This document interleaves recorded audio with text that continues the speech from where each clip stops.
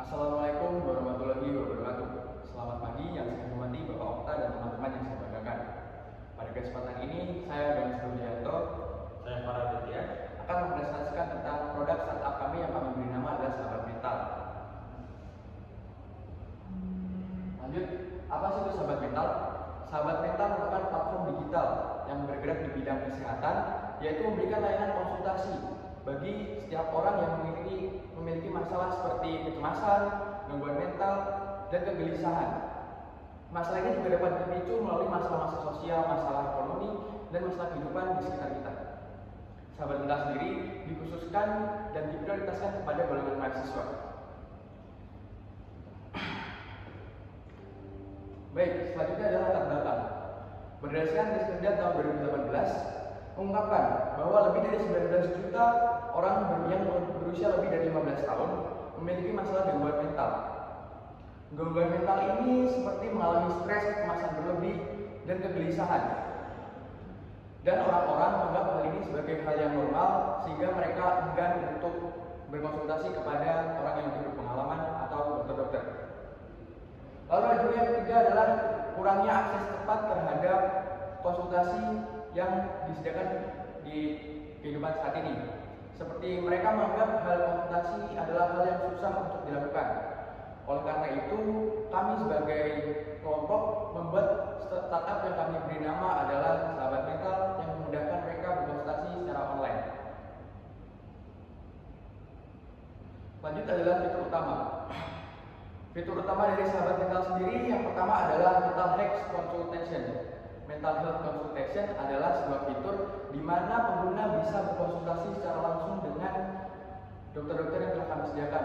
Konsultasi secara langsung ini bisa melalui Google Meet dan chatting yang kami sediakan di fitur kami. Di fitur ini pengguna bisa mengeluarkan apa yang mereka rasakan dan masalah apa yang sedang mereka kendala saat ini. Dan dokter-dokter atau psikiater bisa memberikan feedback untuk mengatasi masalah tersebut. Fitur yang kedua adalah Self Mental Health Check. Self Mental Health Check adalah pemeriksaan secara mandiri yang bisa dilakukan oleh pengguna. Fitur ini dapat memberikan masukan kepada pengguna apa sih masalah-masalah yang dialami oleh mereka. Fitur ini memberikan indikator-indikator seberapa parah pengguna mengalami masalah melalui tingkatan-tingkatan tertentu sehingga pengguna bisa menilai diri mereka masing-masing.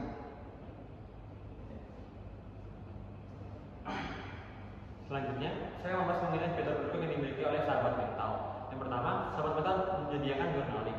Journaling digunakan untuk mencatat suasana hati para pengguna dan juga untuk melakukan refleksi diri terhadap hari-hari yang sebelumnya.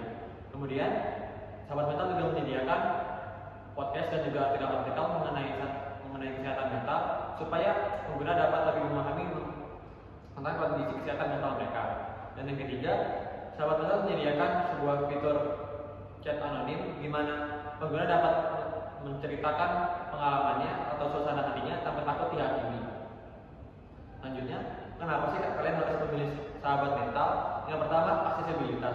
Kami menyediakan bantuan mental dimanapun dan kapanpun kalian mau. Yang kedua, anonimitas dan privasi. Kalian tidak perlu takut untuk bercerita melalui aplikasi kami karena semua data kalian sudah kami jamin kerahasiaannya.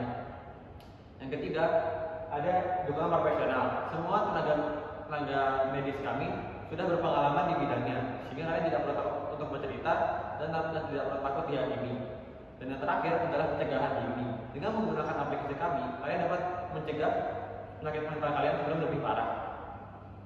Dan yang terakhir, jika masih ada pertanyaan, silakan hubungi website kami ataupun sosial media kami yang bernama Sahabat Mental.